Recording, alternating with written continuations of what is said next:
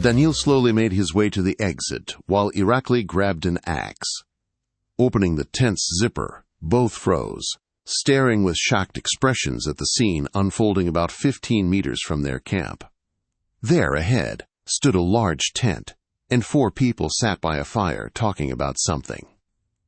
From their appearance, it was clear they were completely ignoring the presence of 2 other tents, which were well lit from inside by gas lamps. In the impenetrable darkness, they could have been seen even from space. "They don't see us?" Irakli was genuinely alarmed. "You'd better tell me how they got here. How did they set up camp without making a sound? And most importantly, when did they do it? I don't understand." Daniil swallowed the end of his sentence when one of the guys, a little over 20 years old, turned toward the light coming from the flames of the fire. "Igor, hot tea is ready. Want some?" A voice from the tent answered. "Wouldn't hurt. It's awfully cold tonight. Then, bring a cup for Lyudmila, too." A cold, piercing shiver ran through Daniil's body.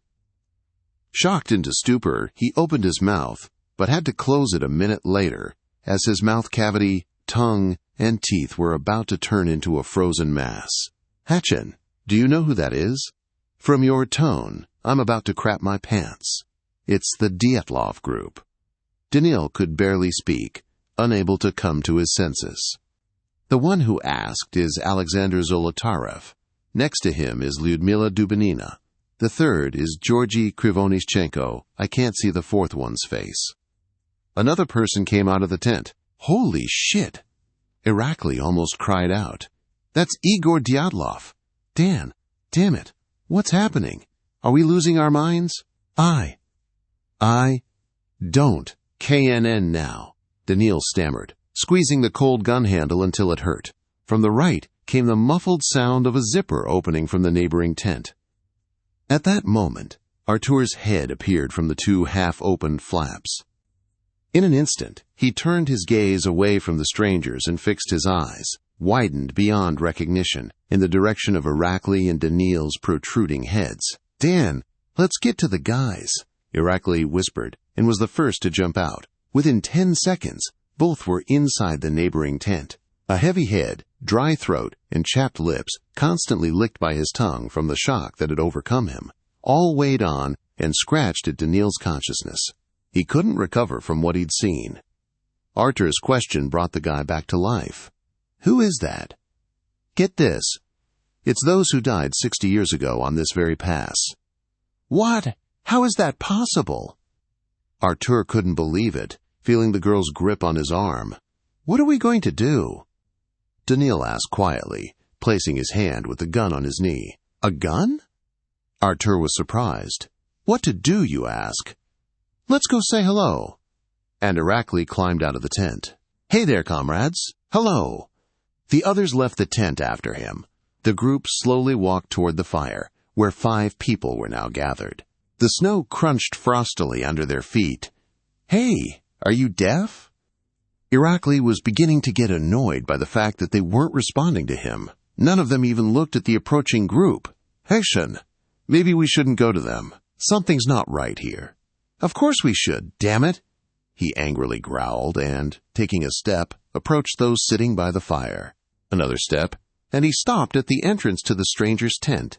"Thanks for the tea. I'll go make a wall newspaper with the guys." And Igor Dyatlov, turning around, headed for the tent. In an instant, Elya, Artur, and Daniil froze in place. Igor, as if nothing had happened, climbed into the tent, passing through the stunned Irakli. In shock, he dropped the axe. "Oh my God!" Elya screamed, pressing against Artur. "I'm freezing!" Irakli came to his senses, deliberately stepping into the center of the fire. He squatted in it, and with his right hand made an arc at the level of the faces of the sitting Dyatlov group members. His palm with spread fingers passed unhindered through their heads. Irakli rose from his haunches and uncertainly turned to his friends. "What the hell is this?" Daniil bolted from the spot. Running into his tent, he appeared again moments later and immediately began filming with the camera. I thought it was some kind of hallucination," Daniil hastily commented, stubbornly approaching the fire. Something like an illusion playing out in my mind, but the camera is recording everything. It's filming them. They're in the lens and the camera is working. How is this? How is this possible? What the fuck kind of circus is this? Irakli yelled at the top of his lungs, making the darkness tremble. A piercing echo swept across the slope. Hewis. Chapter 4. Gathered together in Artur and Elya's tent, the guys silently looked at each other with detached gazes. In the frozen silence that reigned inside, everyone could hear the crackling of the fire outside and the continuing conversations of the young people. Finally, unable to bear the oppressive atmosphere, Irakli nervously blurted out, "What? Did a cop get born? Artur, do you have any booze?" There was another bottle of vermouth in the backpack. But I can't reach it. It's near Dan. Daniil, without waiting for a special invitation from Irakli, reached for the backpack. There wasn't enough room to turn his body, so he simply pulled the backpack toward himself and turned it over.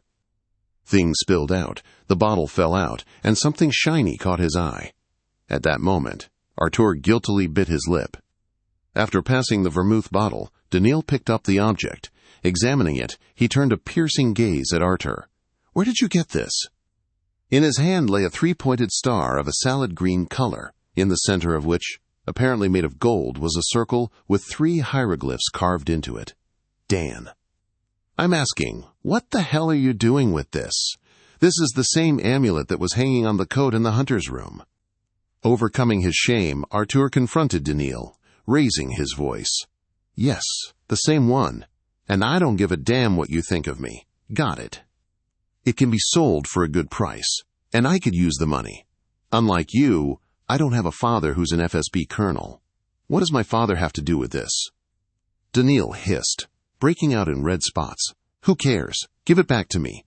You bastard. Have you completely lost your mind? This amulet means more to the hunter than anything. It's a memory. It's a sacred thing, for which we could all get our heads chopped off. Shut up!" Artur tried to snatch it from Daniil's hand, but Daniil, having the advantage of freedom of movement, forcefully punched his friend in the jaw with his fist.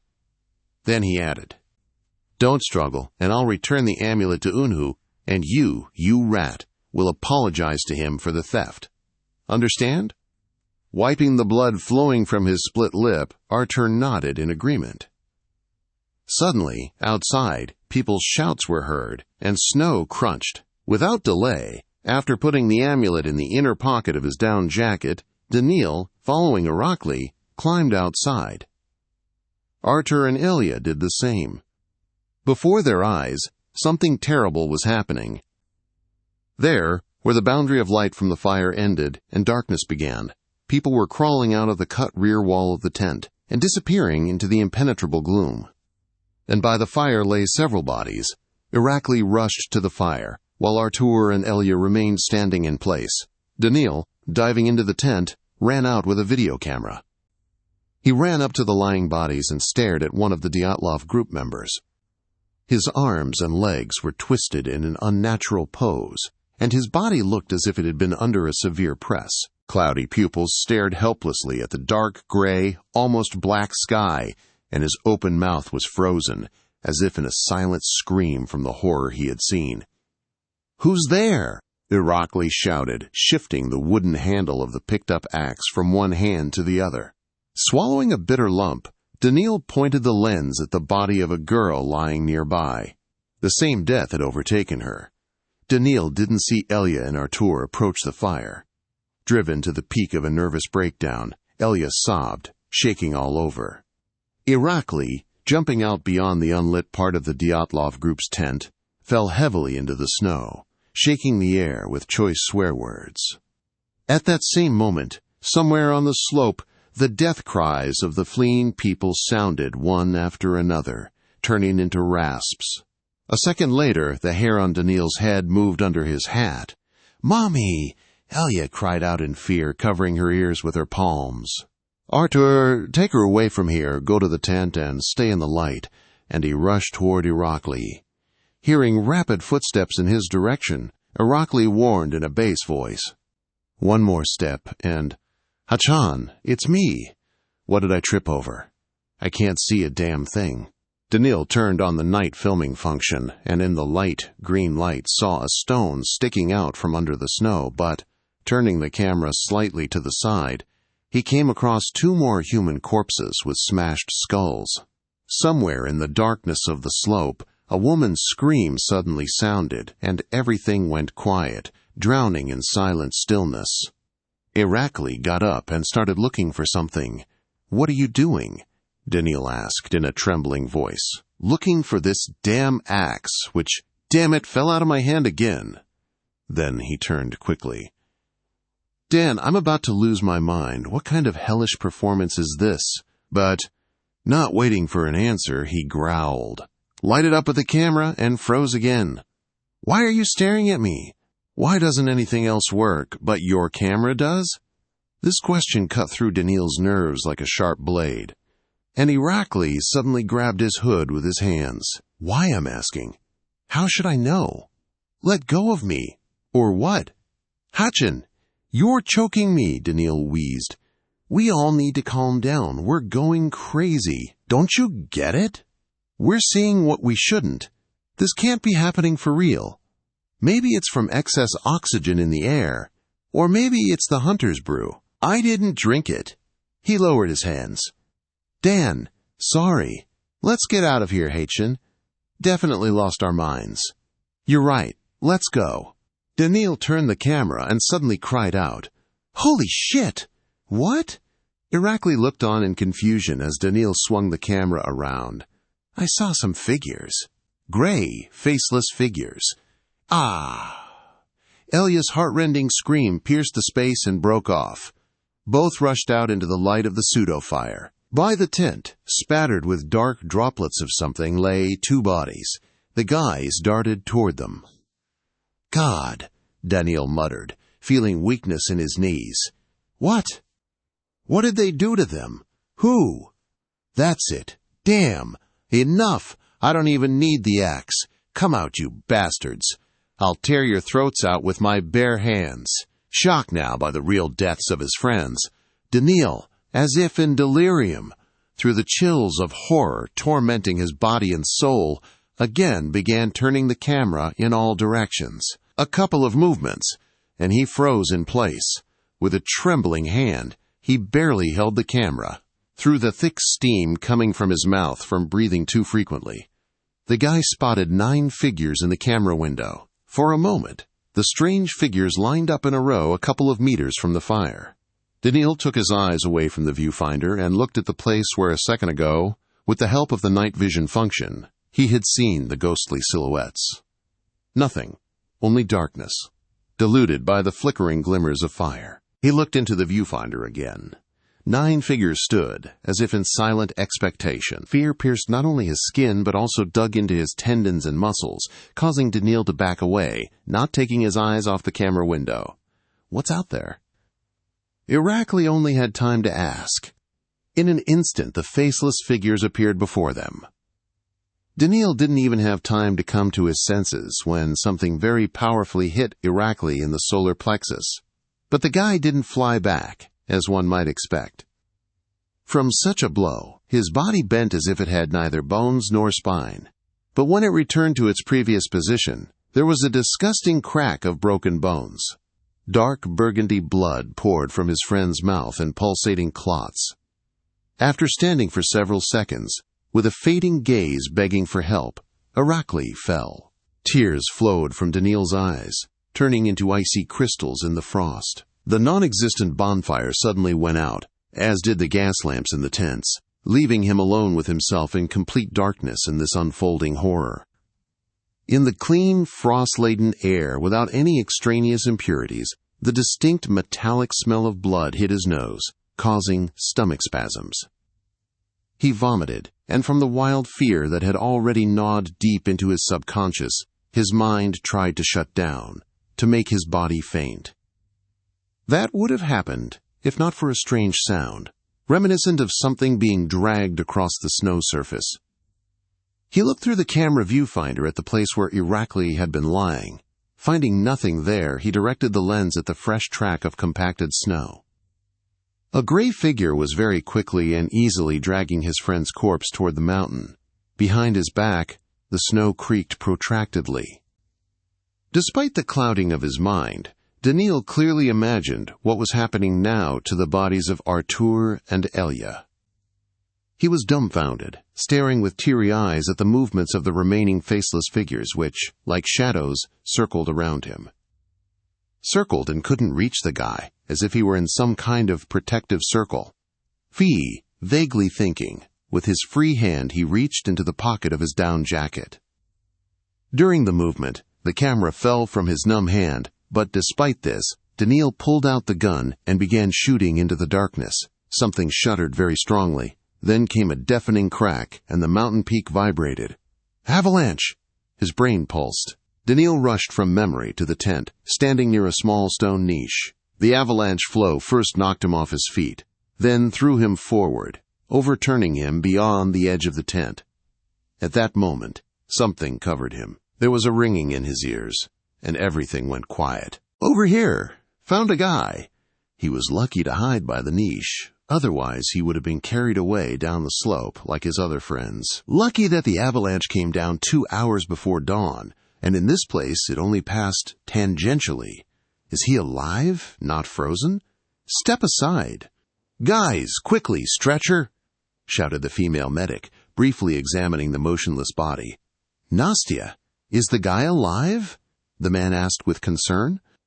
He was born with a silver spoon, mild frostbite on his fingers, cheeks, but he's burning up. Most likely, he's got pneumonia. The door to the medical unit opened. Someone carefully approached the bed. Daniil slowly turned his head. Oh! The hunter, looking at the guy, was silent, as if waiting for something. And who? Daniil spoke again in a hoarse voice, breathing heavily. There, in the nightstand. Take the thing that belongs to you. We stole it. We. The guy suspiciously peered into the man's face. Correct me if I'm wrong. You deliberately lured us to your house, deliberately showed us your father's room, and deliberately hung the amulet in a visible place on the collar of the coat. You wanted one of us to steal it? Isn't that right? I was sure it would appeal to you, but I was wrong. You're too honest. You didn't steal it. You took it, and it wasn't deliberately hanging in a visible place. That's its place. Why was the bet placed on me? When you approached me in the bar, your eyes were burning with an obsession to find a sensation by any means. But when I told the myth of our people, I thought you would abandon your goal. In your eyes, confusion replaced obsession, but at the last moment, I realized that you still intended to visit the pass. So I decided to invite you to my place, so that at least one of you would stay alive. This amulet protects the body and soul of its owner. Yes, that's true. It protected me from the spirits, and if none of us had street taken it. Gold and malachite always attract attention and desire, and if you hadn't taken the amulet, I would have slipped it into someone's clothes. Couldn't you have simply offered it to us, explaining its purpose? In a moment of even imagined danger, you would have killed each other for it. But we almost did that anyway, not even knowing what it represents. There, on the pass, some kind of madness came over all of us, rage or something. I hit Artur with pleasure. Although he only tried to take the amulet, we could have resolved it differently. And Irakli almost strangled me. If you had seen his eyes at that moment, the eyes of a crazed person. That's how animal fear of the unknown works. Anhu, since you know everything about these places, tell me, why did we see what we shouldn't have seen? What our eyes looked at appeared like a panoramic hologram. The Dyatlov group, they. On the night of February 1st to 2nd, before the passage between the world of the dead and the living opens, the surface of the sacred place, how to express it correctly, in short, turns into a mirrored reflection of the event when the goddess Sorninai gained a second life. Many hunters see a dim glow on the pass that night, but none of them knows its origin, as no one dares to go up there. That's why they make up all sorts of tales about aliens. There are many versions. That's how the human brain is wired. But only my father, who created this amulet, knew the truth. Besides me, now you know too. Then why, out of all those tourists you supposedly saw, did no one survive? No one. Only me. My father dedicated his life to creating something that could protect a person from evil spirits, and only a few years before his death did he create this amulet. After his death, you are the first madman who decided to test your fate. Tomorrow they'll take me away from here, and that will be the end of it, the guy said tiredly, still wheezing. Your memory won't allow that. From the nightmare you experienced, you can never get rid of it, only suppress it for a while. Silently sitting at the computer monitor, Daniil looked at his blog page. At this moment, time broke its course and froze in the guy's gaze. Forgive me, please. It was I who dragged you to the pass, and it's only my fault for your deaths. You are no more, and I am alive. He deleted the page. I could go back to that village and record Unhu's myth again, record it and post it on YouTube, but I won't do that. There will be thousands of fools wanting to disprove something or see for themselves the existence of spirits, but all of them await only one thing, a painful and terrible death. Forgive me, Elia, Artur, Irakli. Forgive me, the end.